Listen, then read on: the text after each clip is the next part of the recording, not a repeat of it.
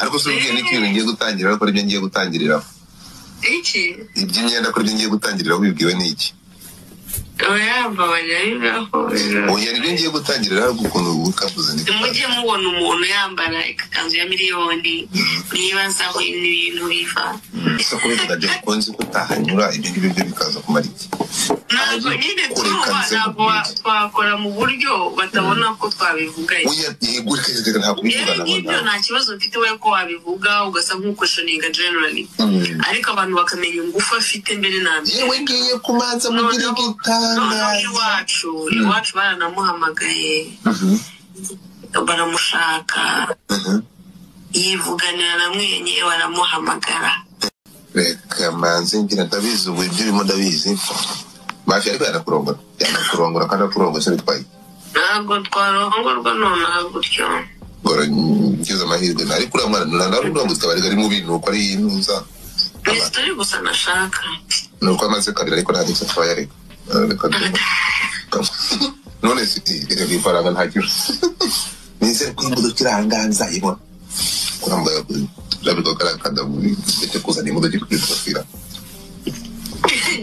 banditse umuginga kuri kwimana reka njye gufata ariko nyine abantu badafata reka mfata reka mbigire ibitagatifu ibitagatifu nta kundi ibyo ikibazo kiri gato reka mbigire ibitagatifu ariko njuriwe ndafata ngiye kumugira umutagatifu ngiye kumugira akasamutwe batumugire umutagatifu nawe kuko nta mutagatifu hari nakasamutwe kandi ntabwo ari byo duhimba oya nuko bivuga tukabibwira abantu reka mbikore kanze ncomeke urumva ubuti ari mu bucuruzi bw'imbunda ayasapurayinga imbunda muri Kenya asapura akorana n'Uburusiya akorana n'Abayisiraheli asapurayinga ni ufite isoko ry'imbunda ya gisirikare na polisi muri Tanzania ni ibintu bihari by the way na iyo article hari urumva ikintu gihari kuba umukobwa wacu yabonye umubillionaire ni ikihe kibazo cyaba kibirimo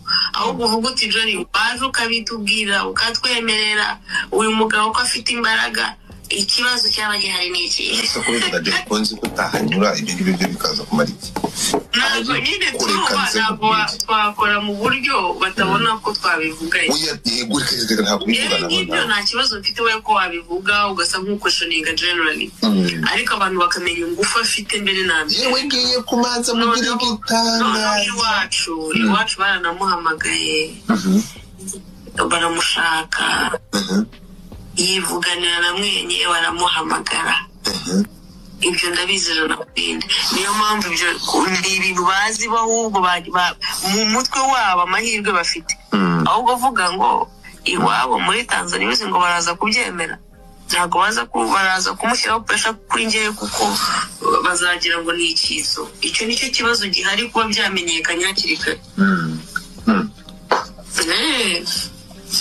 umva rero nkubwire uretse gato kubera iki nuza kureba ukuntu ikiganiro cyagenze bimeze neza nyuma kubera iki udashobora kuza hano ukaza wazi ukavuga ati uri muzima umpinduye umucuruzi w'intwaro uvuga ati abantu bari kwandika ibintu bitandukanye nabizi ushobora kubivuga neza oya ninjya kuvuga biraha kandi nawe urabizi ndabizi ariko tuvuze birahagije bireke biraza kugenda bizi n'ibindi byose ninjya kuvuga icyo tugamije ntabwo kiri bube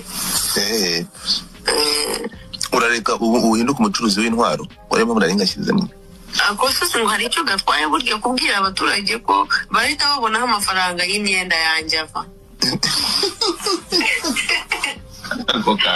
ariko subwiye n'ikintu ngiye gutangirira ariko ibyo ngiye gutangirira iki iby'imyenda ko ibyo ngiye gutangirira wibwiwe n'iki oya babayeho oya nibyo ngiye gutangirira ukuntu ukavuze ni mujye mubona umuntu yambara ikanzu ya miliyoni nibaza aho ibintu biva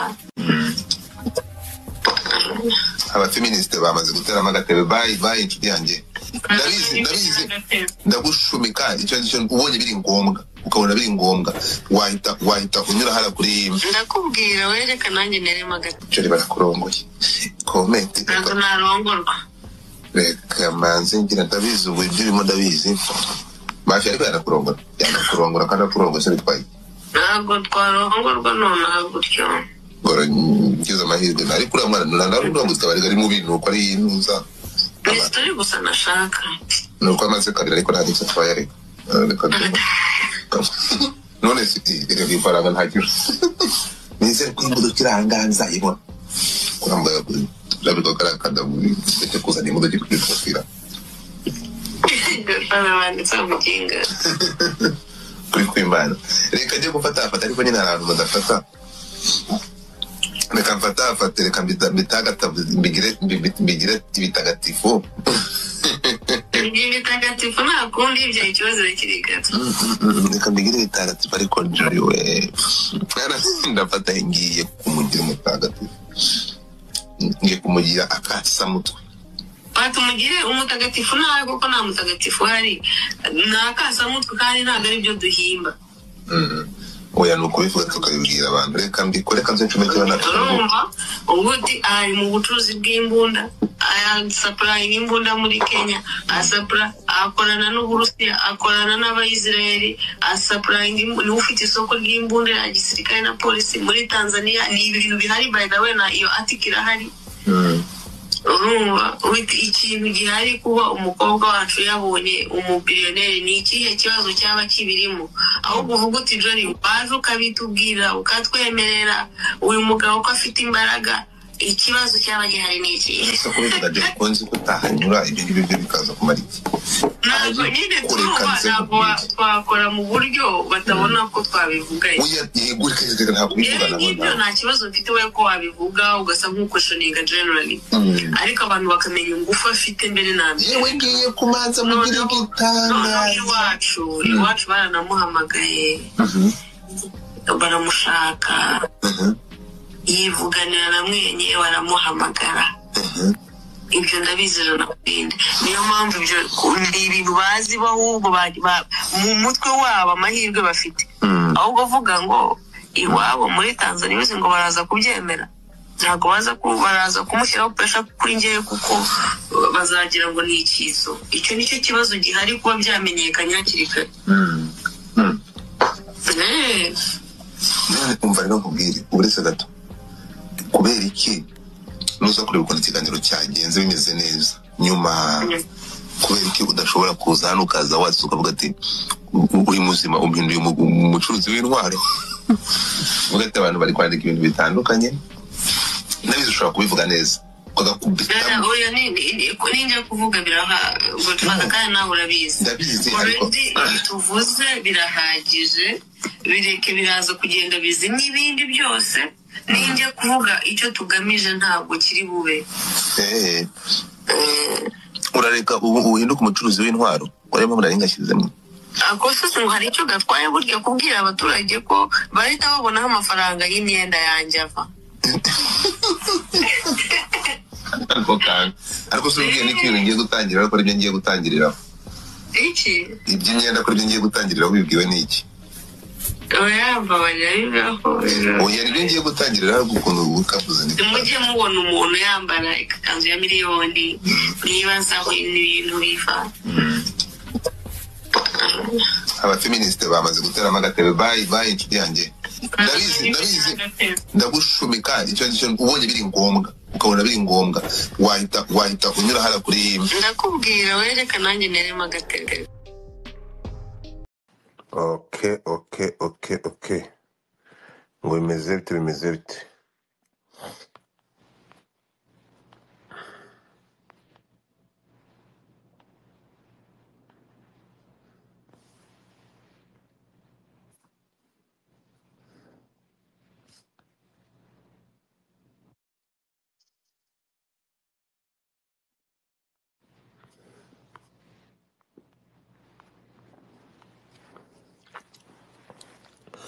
abantu muri kuzamuka mujye muri kugwa ubusazi bwanyu kandi buri munsi murambibabuza inyarwanda ntekereza ko inyarwanda basimbuye ntuza basimbuye nanze kubyandika kugira ngo bitaza gusondinga fo ariko reka mbivuge mu magambo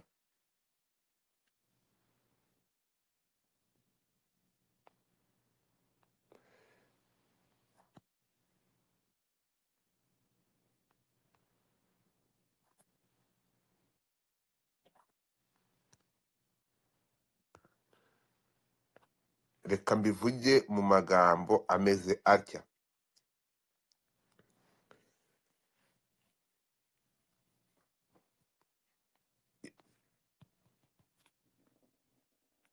Inyarwanda bafite ikibazo gikomeye. Inyarwanda bafite ikibazo nabo, ntekereza ko nakoresheje ijambo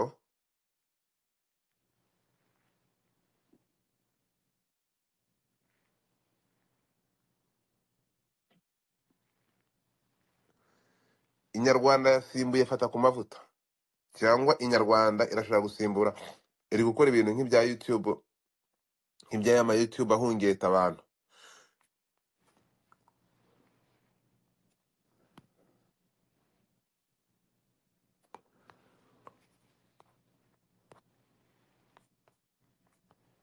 Give me a second.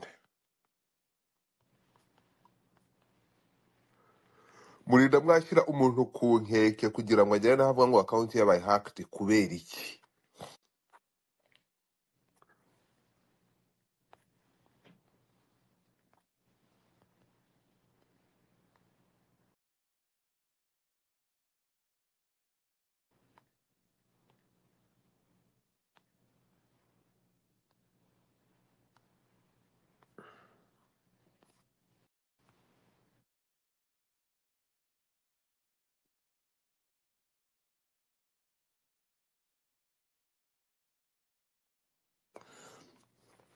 Ndabaza. Give me a second. Judy.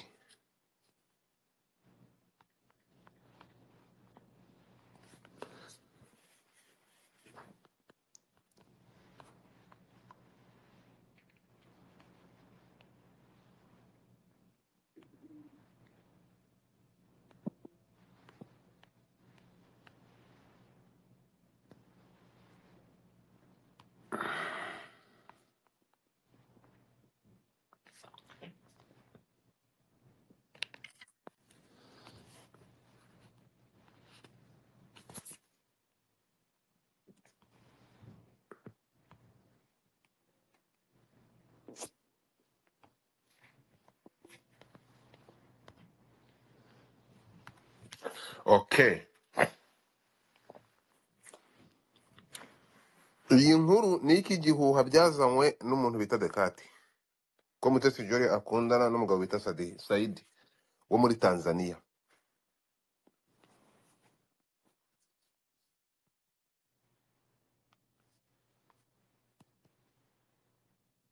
Ndimo kumvikana? Abantu niba muri kunyumva mumbwire hasi. Let me know, just let me know niba murimo kunyumva.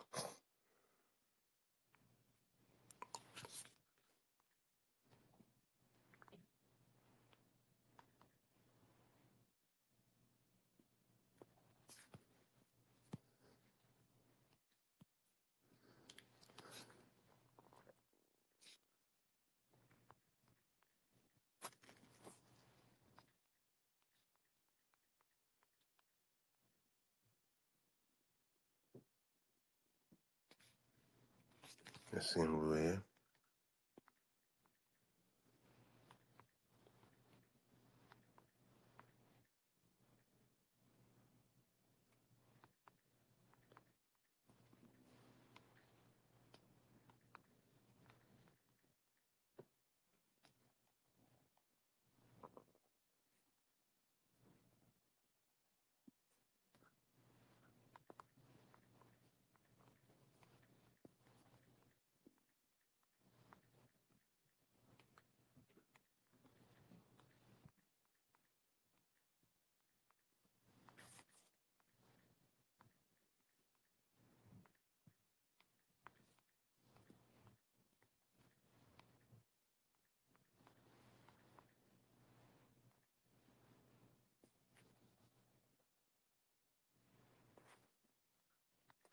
Okay. Ahangaha toro kuri iyi nkuru, ikinyamakuru nk'inyarwanda ngiye navuga ko cyasigareho fata ku mavuta gitangaza nk'ibintu byafata ku mavuta. Mutesi Jolly ni umuntu kumwegera bitagorana, cyangwa ntekereza ko umunyamakuru w'inyarwanda adashobora guhamagara ngo yanjye kumwitaba. So nk'ikinyamakuru kigiye kigatangaza inkuru nk'iyi,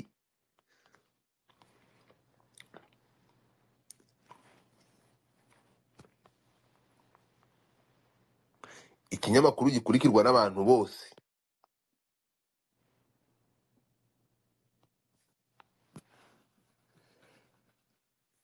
yego ni umusitari, Mutesi Jolly ni umusitari, n'abandi bose n'abandi basitari ntabwo ntekereza ko kwandika ku basitari mu myidagaduro n'ibyo, ariko urafata umuntu ukamushyira muri relationship utazi ko arimo, ukabishimangira ukavuga ko ari kubihisha, ngo ntakiri kibamu. Ibi ngibi si ukwinjira mu buzima bw'umuntu. Dufite abanyamakuru bari unprofessional.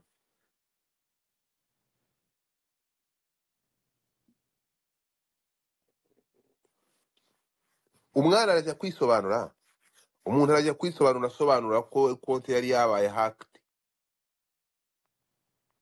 Mwebwe muri bane mu confirming relationship y'umuntu atarayiconfirming, ku buryo aza kwihisha hano yisobanura ko account yabaye hacked. Murebe hejuru aho ngaho, warangiza ukareka ikinyamakuru nk'inyarwanda. Rwose aya makuru nyarwanda bitangaza atandukaniye hehe n'amakuru ufata ku mavuta yatangazaga ku bantu?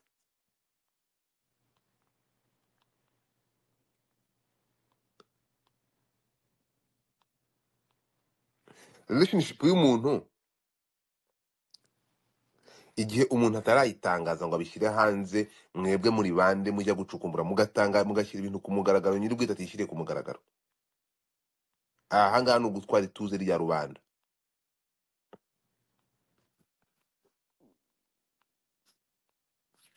This is not fair. Aha ngaha hari ikimenyetso na kimwe gishobora kugaragara, cyangwa umuntu inyarwanda bashobora gushyira hanze fact z'uko Mutesi Jolly ari muri relationship na Saidi, uyu musaza cyangwa uyu mugabo. Niba bihari muzabiduhe, niba bihari mubishyira hanze, ariko bitari ibyo kwaba ari uguhungeta no kwinjira muri vie prive y'umuntu. Ntabwo ibi ngibi rero byaba bikwiye ku kinyamakuru nk'inyarwanda.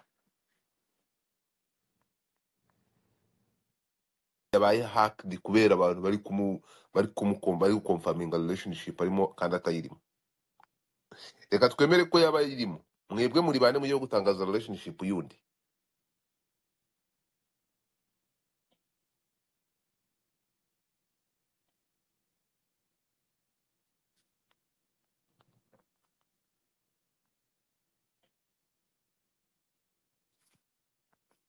Aho yabandagaza ni normal, nta bisanzwe. Ariko se nk'uriya mupapa, umugabo ukora ibintu biremereye kuriya, kumufata mukamuzana muri izi saga ngo ari muri relationship kandi nta yarimo, ni gute umuntu kuba umuntu afollowinga abantu babiri? Ko nta muntu ubu ngubu ibyo ngibyo bifashe umuntu bitaba bivuga ko ari mukakonfirma ko ari muri relationship. What's wrong with you? Kuba umuntu afollowinga undi, kuba uriya mugabo afollowinga Jolly, ibyo ngibyo bikonfirminze ko ari mu rukundo na Jolly, mugahita munabishimangira ngo urukundo ruri kugurumana.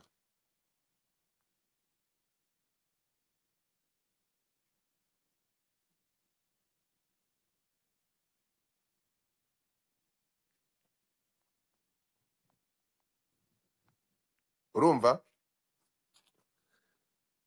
biteye isoni kubona nanjye inkuru ntashobora gutangaza, cyangwa niba source y'inkuru murayifata mukayifata ku bantu batwitinze cyangwa bagiye kuri Instagram bakavuga, iyo ngiye ikabibaye inkuru, ikinyamakuru kikandika.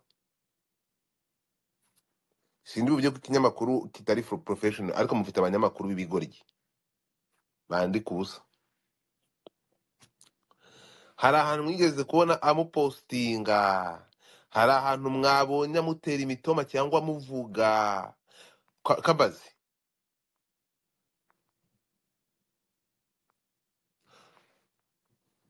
Bivuze ngo umuntu ufollowinze undi, uwo ngo bisobanuye ko bari mu rukundo. Cucu gusa. Ibi ngibi ni ukwibasira cyangwa kwinjira kubuza umuntu amahwemo n'ituze. Mujye mureka abantu babeho. none ikintu kibabaje baragenda bahita baterura ngo Mutesi Jolly ngo wari warababaye mu rukundo. Ndashaka mwumve icyo kinyamakuru ngo Mutesi Jolly wababajwe mu rukundo akagera aho yitabaga binyarazimbwa.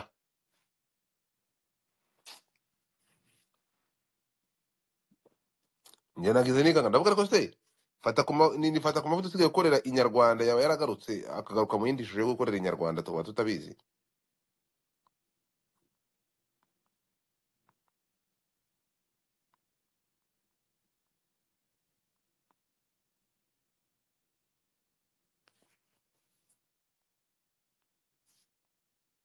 Abanyamakuru ni gatiki.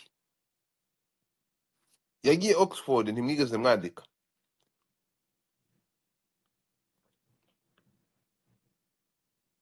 Kanemere ko mufite n'amakuru ko ari muri relationship nubwo nzi ko ntayo mufite. Aha.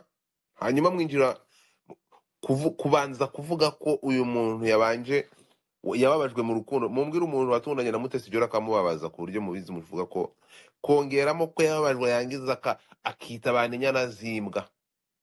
Piga abantu. Bro, hari igihe umuntu aterura ariko wasema inkuru aba bantu banditse, inkuru ziba zirimo nta keza kazo. Nta keza kazo. Ntabwo ari kuri abakora inkuru. Ntabwo ari kuri abakora inkuru, reka ntaza kugira ibigize ibyaha gusa. Inyarwanda muri hasi cyane. Hasi cyane cyane.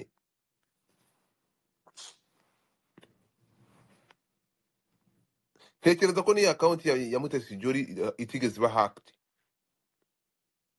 Itigeze iba hacked ntabwo ari ukugira ngo abone uko yivana muri iyi rwaserera yereyere bashobora no kumushyiramo. Ubwo niba uyu mwana yarafite yanifuzaga gukorana business n'uyu mugabo. Niba yashaka gukorana business nawe mukaba muri kubishyiramo urukundo ibintu biraza. Urumva mutagiye kumwicira gahunda ze. Bagiye muri relationship igatangazwa na nyir'ubwite. Mwebwe muri bande ubundi ibindi binyamakuru n'abandi bahanga baracukumbura nk'aya masaha bakaba bafite conversation zabo kuri mu dukubita inkuru ya danje. Inkuru yanyu irarutwa n'iya Shadibu naye batangaje bakazana amantuza nubwo nabwo byari plank. Birarutwa bari mujye kwandika mureke Mutesi Jolly ntabwo yigeze atangaza ko ari mu relationship n'uyu muntu.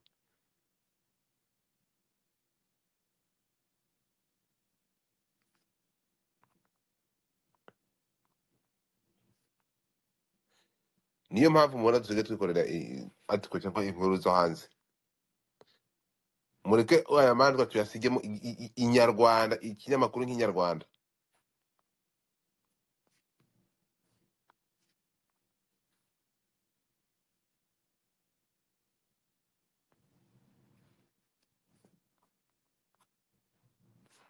Ndegwe kamanze menye ko bafite ubudahangarwa da.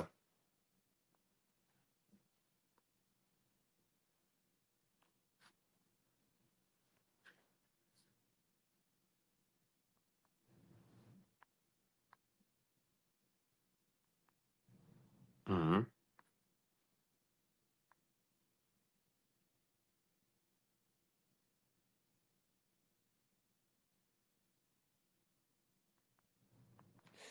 Bateruye inkuru kuri uyu wa gatanu. Byagaragaye ko Mutesi Jolly yaba ari mu rukundo ruryoshye ni nyuma y'uko yahuye n'ibizazane mu rukundo. Yahuye n'ibizazane mu rukundo atera iryari hehe. Akaza no kwisanga avuga ko hari abagabo b'inyanazimbwa kubera kwihuza inshingano no kudakora ibikwiye nk'abagabo.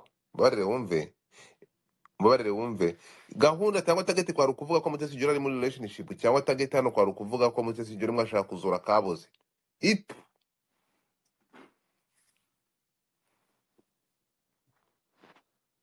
So inyarwanda nzabagarukaho ejo. Inyarwanda nzabagarukaho ejo.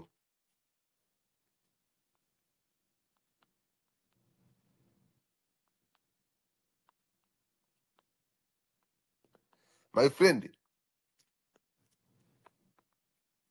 on these platforms cyangwa n'ibyo bintu mukora hari content mwakora zigakora kandi zigakurikiranwa n'ibintu byanyu bikagenda, mutabanje gusesera mu buzima bw'abantu no kufungura amaguru yabo ngo murebe ko mumamagara bambariyeho. Jya mbabwira buri munsi ndaza hano nkabigisha, ntimwumva, ntabwo mujya mwumva.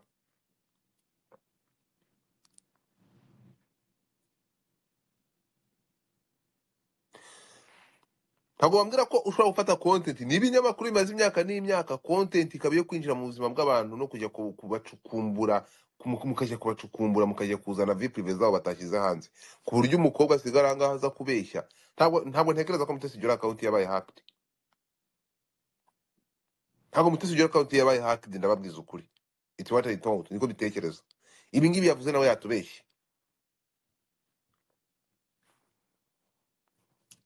Ntabwo account yabaye hacked, ahubwo ni ukugira ngo avaneho ibi binyoma, yabuze uburyo avanamo bino binyoma bari kuza bashyira hano, ku buryo n'ikinyamakuru Nyarwanda bajya kwandika ubugoryi. Izi ni inkuru ikinyamakuru kitabaye cyandika. Niba munabyibuka, baragiye barastokinga basanga uyu muntu afollowingana na Mutesi Jolly, uyu mugabo afollowingana na Mutesi Jolly, basanga Mutesi Jolly yarayikinze amafoto y'uyu mugabo. Bagiye gucekinga basanga uyu mugabo afollowinga Mutesi Jolly n'uruganda rumwe. Ibi ngibi ntabwo bikonfaminga ko umuntu ari mu rukundo. So aba blogger, aba paparazzi, ibyo ngibyo kubitangaza sava, ariko ikinyamakuru nk'inyarwanda murajya gukonfaminga iyi nkuru, mufite ibimenyetso ko ari byo bari mu rukundo. Mutesi Jolly nta kindi yagombaga gukora uretse yabuze uburyo yihakana bino bintu. None ikinyamakuru nk'inyarwanda baza bagakubita igihuha nk'iki ngiki hano mukareka kubyihakana. So niba intandaro ari ya account, yagomba kwihakana, yakuvuga ko iyi account ifite ikibazo. Ariko se no gufollowinga umuntu ibingibi bibaye ikibazo ku buryo umuntu yihakana na account akavuga ko atari uyikoresha.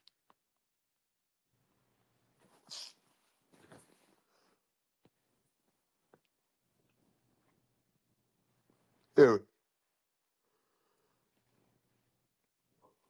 niba ko video zose idafite inkuru zo kwandika z'imyidagaduro myinshi, I don't know. Ariko izi zari inkuru zo ku muhanda, inkuru z'abamotari, inkuru z'abantu baraha. Njye ntekereza ko ikinyamakuru nk'inyarwanda bagakoze inkuru ziri professional, cyangwa inkuru ziba zifite fact, ku buryo mutangariza abanyarwanda inkuru ziri fresh z'imyidagaduro nk'izi ngizi. Hanyuma ko nyir'ubwite yihakanye ko iyi account atari wayikoreshaga, muruba mudasebye.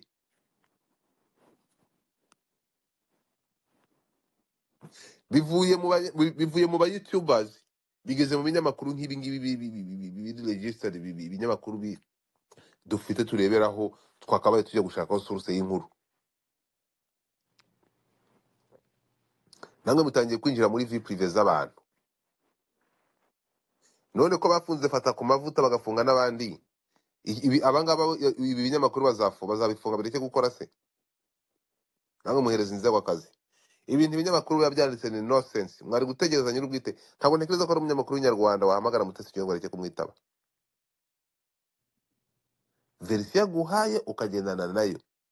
Tuvuge ko namwe mwabaye abapaparazzi se. Hanyuma kujya kuzana inkuru y'uko uyu mukobwa yisabaga binyana zimbwa, nta yindi papasi mwari mufite uretse yo kuba mushaka guhungeta uyu mukobwa. Ntimushobotse.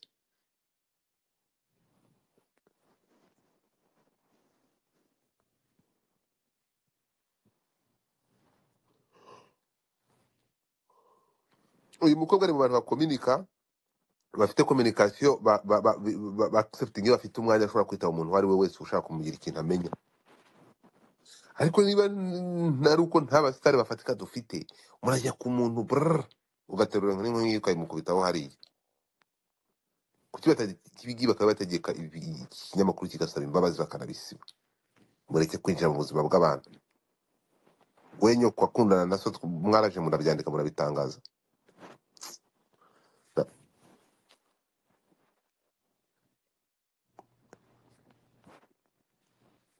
Uyu mugabo Saidi ucuruza intwaro cyangwa ufite business ye, ntabwo nawe kuvuga ko acuruza intwaro, ufite business ye, kuba ashobora kuba afollowinga Mutesi Jolly, ashobora kumufollowinga kuko ibyo apostinga bikunda, that's it.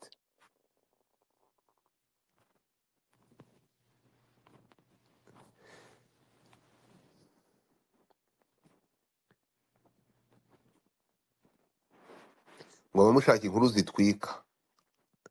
Niba muje mushaka inkuru zitwika n'abantu ngo bahurure baze barebe mujye muza hano mbereke tubereke ukuntu bikorwa.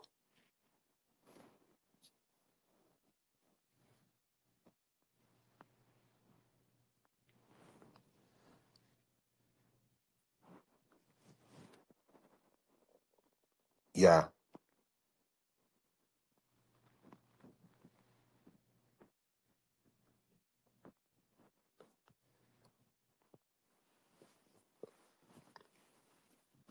so ntabwo ntekereza rero ko ibigiba ari byo.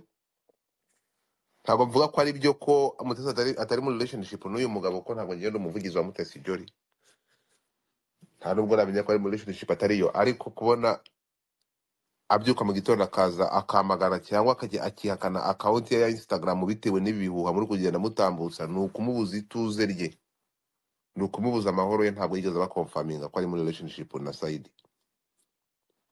Murekere igihe nikigera azabitangaza mubone inkuru, ariko igihe atarabitangaza kuba bamufollowinga gusa bafollowingana ntabwo ibyo ngibyo mushobora kuza kubishimangira.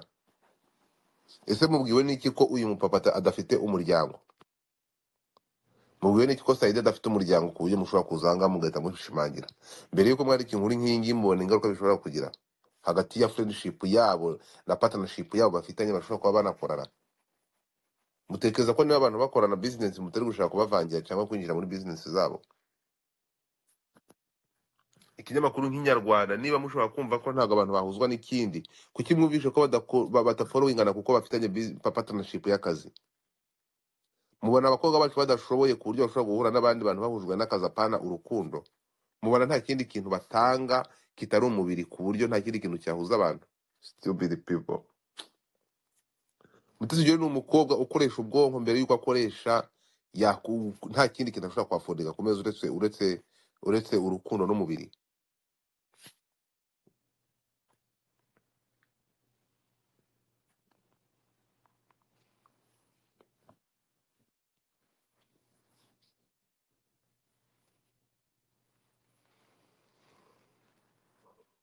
Umuntu ashobora kurokoka, reka twemere ko yaba ari na n'ubu urukundo, ariko iyo atarabyitangariza ni uko biba bitaraba confirmed cyangwa adashaka kugira ngo bizajye muri CV ko yakundanye n'umuntu nk'uwo nguwo cyangwa babaye muri iyo relationship yabayeho. Rero nta mpamvu yo gufata relationship ngo muyishyireho kashe ku muntu. Ibi ngibi ni ubugoryi. Abanyamakuru bataraba umwuga kabisa.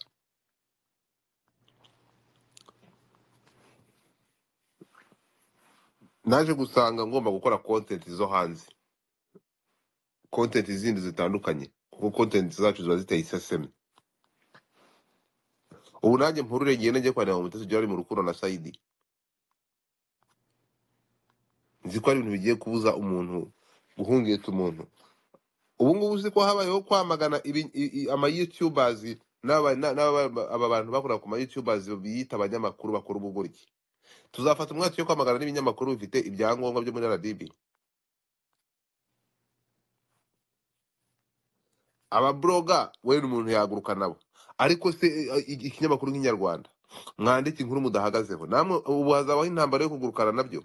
Ku imyaka 2 yashize habayeho inkundura yo kugurukana n'aya ma YouTubers avuga ubugoryi abangaba binjira mu buzima bw'abandi. None ko n'ibinyamakuru nk'ibi bishobora kwinjira mu buzima bw'abandi nabwo tuzaguruka nabyo, bizagenda bite? Hanyuma abantu bari kuri ntuza, bari kuri izi platform dukoreraho, hari content mwakora kandi zigatwika, hari content zindi mwakora zigatwika. Twe ntabwo dushyirayo my friend, we do a content. Hano hanze hari content mushobora gukora. Iyo tweet iraho hejuru ntimaze amasaha 19,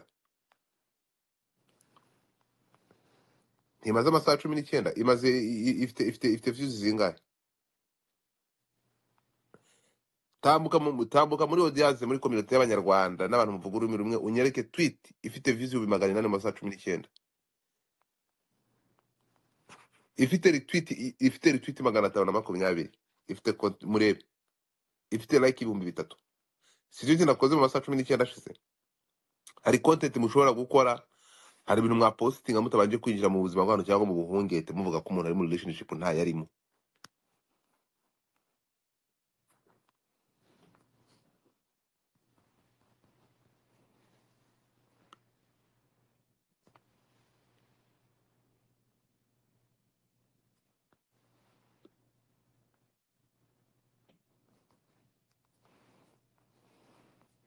So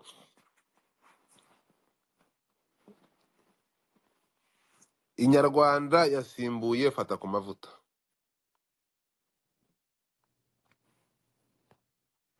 Isigaye yo gushaka source ku bantu batangaza inkuru zirimo hate, zirimo urwango, kuko ngiyewe nzi aho ibi bintu byavuye. Reka aho ibi bintu byavuye no kuzana ibi bintu ndabizi nzantu byavuye ko Mutesi Jolly ari mu rukundo na Saidi. Ndabizi nzi umuntu wabizanye, nzi impamvu yabyo yatumye abizana akazana n'ibi bihuha hano, ariko ntabwo ntekereza ko ikinyamakuru nk'inyarwanda aribo bakaje gusakaza ibi bihuha, kuko ntabwo uyu muntu yigeze akomfaminga, kandi biroroshye ko ashobora kubikomfaminga. Ndumva ntimereye neza, niyo mpamvu nari kubagurukana bya nyabyo. Nzafata umwanya wa bien meze neza, ibintu birambike hasi, ubundi Nyarwanda mbahe banyoko, kuko muba mwakoze ibintu by'ubugoryi cyane, by'ubugoryi biraho ngaho bidafite epfo na ruguru.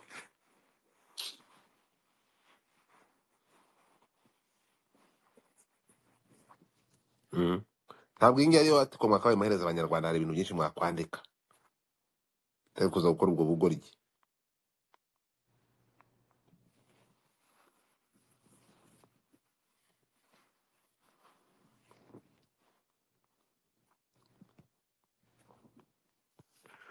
Okay, nagiye kandi nagiye.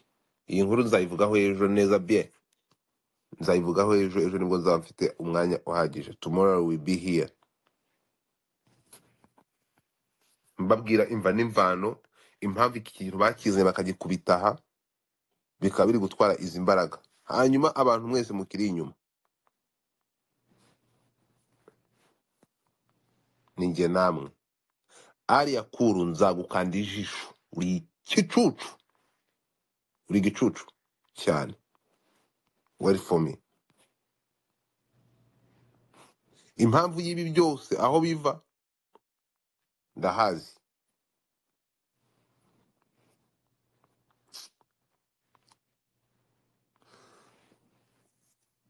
Okay, guys, join me on TikTok. Namaze gufungura, muze tugende kuri TikTok,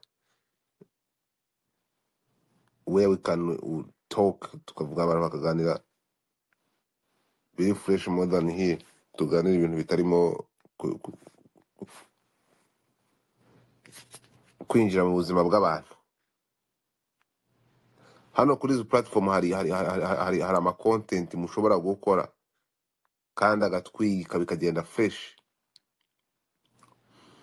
Niyo mpamvu nababwiye ibi byose, kuba mudafite content no kuba mudafite ikintu mushobora gukora, kuba mudashobora kumenya ngo ni iki mwashyira hariya, ni iki mutahashyira. That's why I bring you, bikabasunika bikabazana, bikabashyira muri izi situation zo kwinjira mu buzima bw'abandi no kujya kureba ibintu bari gukora. So iyi nkuru nzayigarukaho ni byimbitse, mbabwira imva n'imvano yatumye abantu bagenda bagafata. Okay, Mutesi Jolly ni umusitari, ariko mwe musunikira kumuhungeta kugira ngo mumugeze naho mugenda mujye kumufatira, mujye gutuma yihakana account ya Instagram.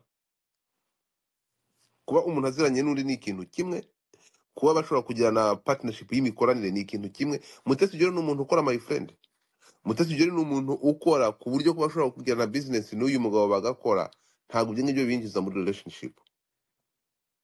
Urumva ahantu iyi nkuru yavuye murahazi, ngo barafollowingana. So baramaze kuba mufollowinga ari umwe, se ibyo ngibyo then what? So what kuba mufollowinga ari umwe? Ikintu cyatumye mvuga kuri iyi Nyarwanda, reka twemere ko n'amakuru wenda bafite na source y'amakuru wenda banavuganye, ariko se birakwiye ko ugomba kumanza kwibutsa umwana w'umunyarwandakazi ko urukundo rwari rwaramunaniye, yababajwe mu rukundo. Nta ex wa Mutesi Jolly nzi.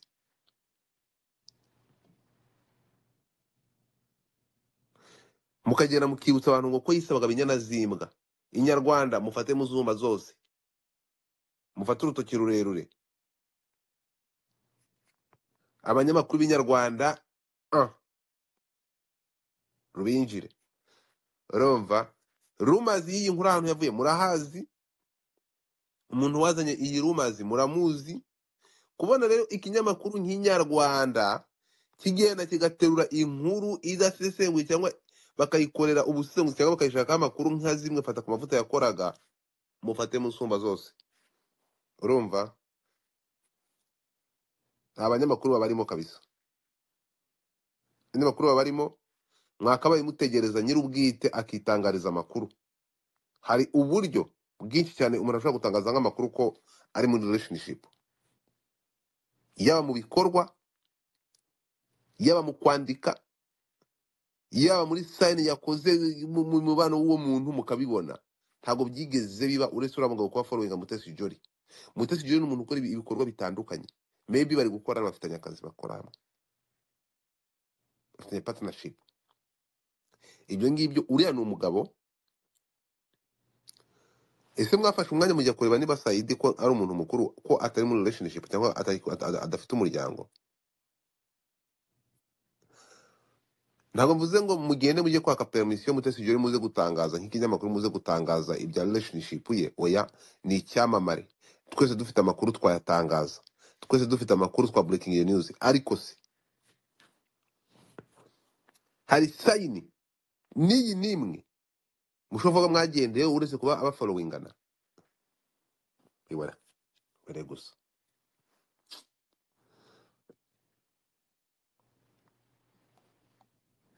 Nzafata umwanya nzafata umwanya ahangaha hano kuri X nze mbasobanurire imva n'imvano y'ibi bintu byavuye he, ninde wabizanye, ninde washatse kubizana, objectif yayo ni iyihe, kubera iki barimo kuzana izi rumors bikaba byagaze no muri izi ngirwanyamakuru z'inyarwanda.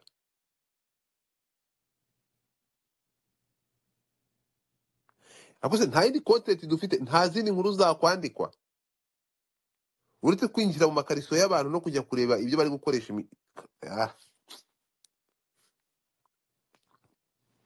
ejo nzabashumika bya nyabyo.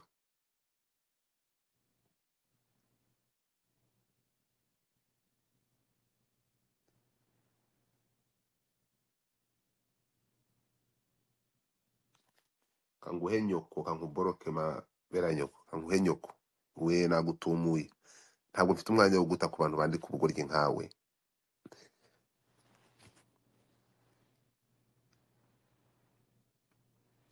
Urumva?